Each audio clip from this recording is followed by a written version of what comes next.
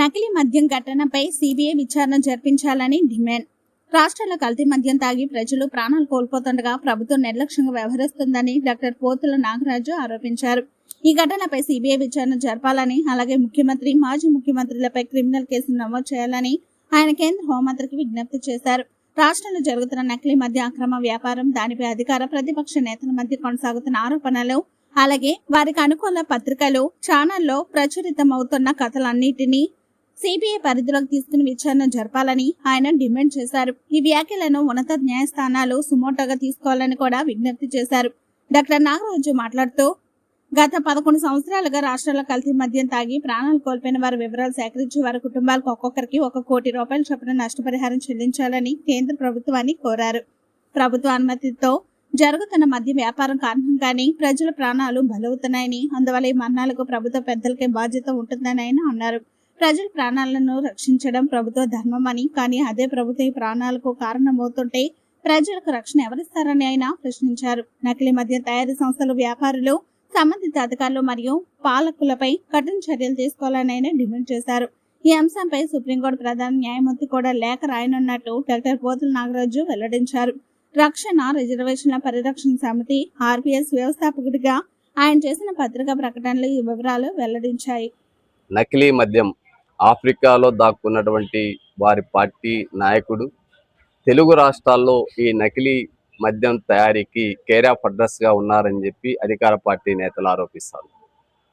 ప్రతిపక్ష నేత ఎక్కడ కల్తీ మద్యం తయారవుతుంది? తెలంగాణ రాష్ట్రానికి, ఆంధ్రప్రదేశ్కి తెలుగుదేశం పార్టీ కూటమి నేతలు, ముఖ్య అనుచరులు, ముఖ్య నేతల కనుసన్నల్లో నకిలీ మద్యాన్ని ప్రభుత్వ ద్వారా అమ్మేటువంటి మద్యం సిండికేట్లకు సప్లై చేసి, లేదు మద్యం షాపులు ఏవైతే ప్రజానేతల, ఎమ్మెల్యేలు, ఎంపీలు, ఆ పార్టీ ముఖ్య నేతల టెండర్లో మద్యం షాపులు తక్కించుకున్నటువంటి వారు గ్రామీణ ప్రాంతాల్లో బెల్ట్ షాపులను ఏర్పాటు చేసి, ఆ బెల్ట్ షాపుల ద్వారా ఈ నకిలీ మద్యాన్ని పెద్ద ఎత్తున అమ్మకాలు ప్రారంభించి ప్రజల ప్రాణాలు గాలిలో కలిసిపోయేటువంటి పరిస్థితి దాపురించింది. ఇది నిజంగా ప్రజల ప్రాణాలని తీయడం అంటే హత్య చేయడమే. ఈరోజు ఒక క్రైమ్ జరిగినప్పుడు ఆవేశంతోనూ, వ్యక్తిగత కక్షలతోనూ హత్య గావించబడినటువంటి వ్యక్తి మీద హత్యా నేరాన్ని నమోదు చేసి న్యాయస్థానం వారిని ఏ విధంగా శిక్షిస్తూ ఉందో, రాష్ట్రంలో గత వైఎస్ఆర్సీపీ పాలనలో జరిగినటువంటి మద్యం తాగి ప్రాణాలు కోల్పోయినటువంటి వారి కుటుంబాలకు ఆ ప్రాణాలు కోల్పోయినటువంటి కేసుల్ని ఆరా తీయాలా? ఈ కూటమి ప్రభుత్వం 16 నెలల్లో జరిగినటువంటి మద్యం అమ్మకాలు, ఆ మద్యం ద్వారా ప్రాణాలు కోల్పోయినటువంటి వ్యక్తుల వివరాలని సేకరించి జగన్మోహన్ రెడ్డి మీద, చంద్రబాబు నాయుడు గారి మీద ఈ హత్యలకు వీరే కారణము, పాలకులుగా ఉంటూ, ముఖ్యమంత్రిగా ఉంటూ, భారత రాజ్యాంగం మీద ప్రమాణం చేస్తూ ప్రజలకి రక్షణ కల్పించలేనటువంటి వ్యక్తులు ఆ ప్రాణాలు కోల్పోవడానికి ప్రత్యక్షంగా, పరోక్షంగా వీరు చేపట్టినటువంటి మద్యం అమ్మకాలైనటువంటిది కారణం అనేది ప్రధానంగా ఈరోజు నేను మాట్లాడుతున్నటువంటి మాటలు కాదు. ఒకవైపు ప్రతిపక్ష నేత కాకపోయినా ప్రతిపక్ష స్థానం కావాలని కొట్లాడుతూ ఒక పార్టీ అధినేతగా, మాజీ ముఖ్యమంత్రిగా జగన్మోహన్ రెడ్డి గారు ప్రతిరోజు సాక్షి మీడియాలోను, సాక్షి పత్రికల్లోనూ ప్రధాన పుంకాలుగా నకిలీ మద్యం సూత్రధారులు తెలుగుదేశం పార్టీలో ఉన్నటువంటి తండ్రి కొడుకే అని చెప్పి ఆయన మాట్లాడుతున్నాడు.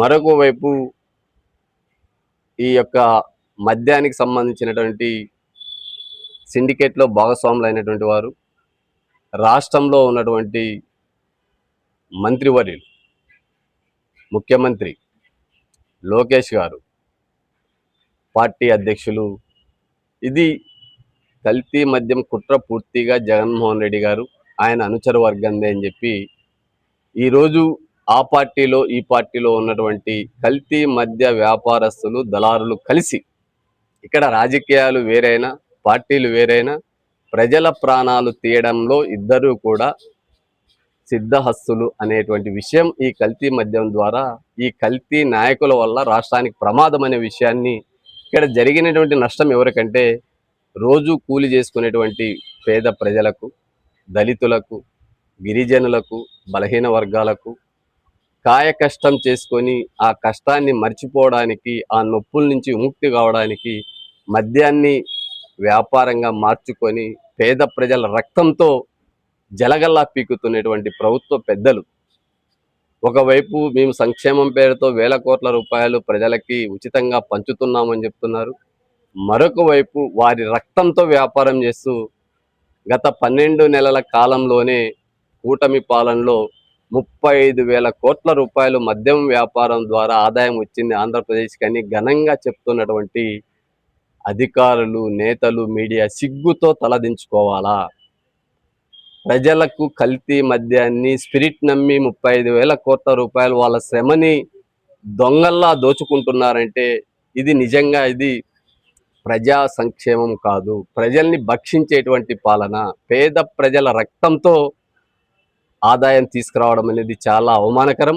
ఒకవైపు లక్షల కోట్ల విలువైన ప్రభుత్వ భూములనేమో మీ కార్పొరేట్ గద్దలకు అప్పజెపుతావు, పేద ప్రజల రక్తంతో వ్యాపారం చేస్తున్నటువంటి తెలుగుదేశం పార్టీ అధినేతలు, వైఎస్ఆర్సీపీ అధినేతలు ఇద్దరి మీద నిజంగా న్యాయస్థానం, న్యాయ వ్యవస్థ కళ్ళు చెవులు ఉంటే ఈ సుమోటోగా తీసుకొని గత పాలనలో జరిగినటువంటి మద్యం తాగుడు వల్ల చనిపోయినటువంటి కుటుంబాల వివరాలు, ఆ చనిపోయినటువంటి వ్యక్తుల వివరాలు, ఈ 16 నెలల కూటమి పాలనలో నకిలీ మద్యం కావచ్చు, ప్రభుత్వ మద్యమే కావచ్చు, క్వాలిటీ మద్యమే కావచ్చు, అది తాగి చనిపోయినటువంటి వారి వివరాలని ఆ కుటుంబ సభ్యుల్ని సేకరించి ఈ చావులకు గత ముఖ్యమంత్రి జగన్మోహన్ రెడ్డి, ప్రస్తుత ముఖ్యమంత్రి చంద్రబాబు నాయుడే కారణమని సుమోటోగా కేసు నమోదు చేయాలని చెప్పి న్యాయ వ్యవస్థలకు, హైకోర్టు ప్రధాన న్యాయమూర్తి కావచ్చు, సుప్రీంకోర్టు న్యాయమూర్తికి కావచ్చు, లేదా రాష్ట్రంలో మానవ హక్కుల కోసం ఏర్పాటైనటువంటి మానవ హక్కుల చైర్మన్కి కావచ్చు, లేదా జాతీయ స్థాయిలో మానవ హక్కుల వేదిక కావచ్చు, అంతర్జాతీయ మానవ హక్కుల వేదిక ఆంధ్రప్రదేశ్లో జరుగుతున్నటువంటి ప్రభుత్వ హింసను పసిగట్టి కేసు నమోదు చేయాలని చెప్పి రిజర్వేషన్ల పరిరక్షణ సమితి వ్యవస్థాపకులు డాక్టర్ పోతుల నాగరాజు ఈ వేదికల్ని అప్పీల్ చేస్తా ఉన్నారు.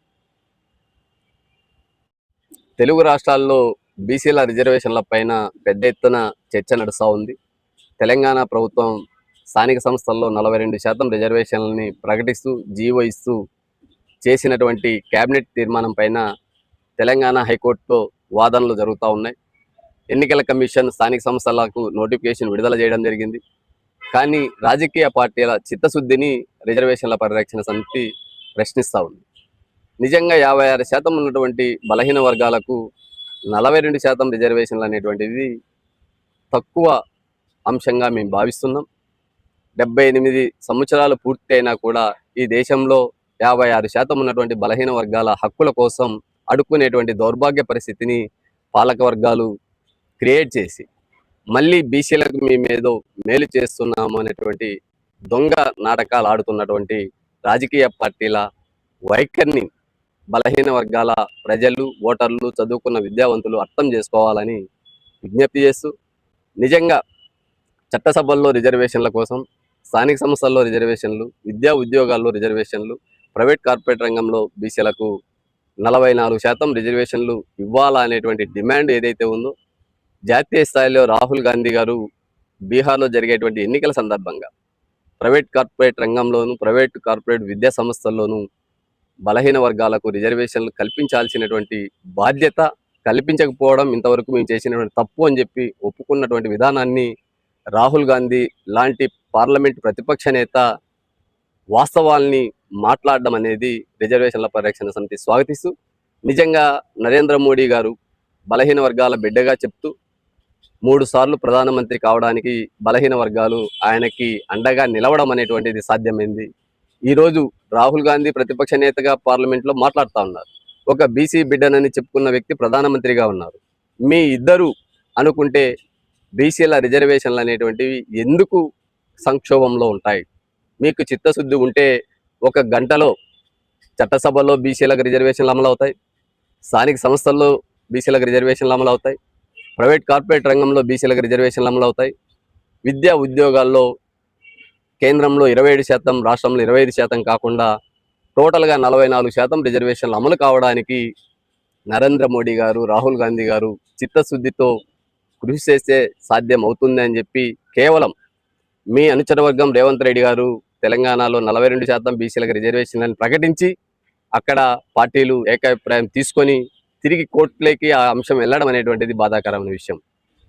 దేశంలో అనేక అంశాలు ఇప్పటికీ భారత రాజ్యాంగాన్ని 145 సార్లు 146 సార్లు సవరించడానికి ఐక్యమైనటువంటి రాజకీయ పార్టీలు దేశంలో 56% ఉన్నటువంటి బలహీన వర్గాలకు చట్టబద్ధంగా రాజ్యాంగబద్ధంగా రిజర్వేషన్లు కల్పించడానికి ఎందుకు భిన్నాభిప్రాయాలు ఉత్పన్నమవుతున్నాయో సమాధానం చెప్పాలని చెప్పి, లేకపోతే ఎవరైతే ఈ కుట్రలకు పాల్పడుతున్నారో వారి యొక్క మనుగడ ప్రశ్నార్థకం అవుతుంది.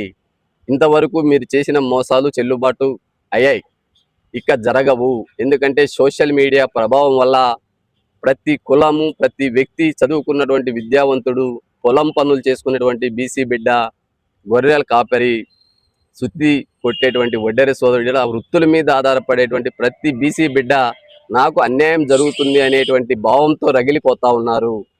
మోసాలకు పాల్పడినటువంటి రాజకీయ నేతల్లారా విముక్తి కండి, మీరు చేసిన పాపాల నుంచి విముక్తి కండి.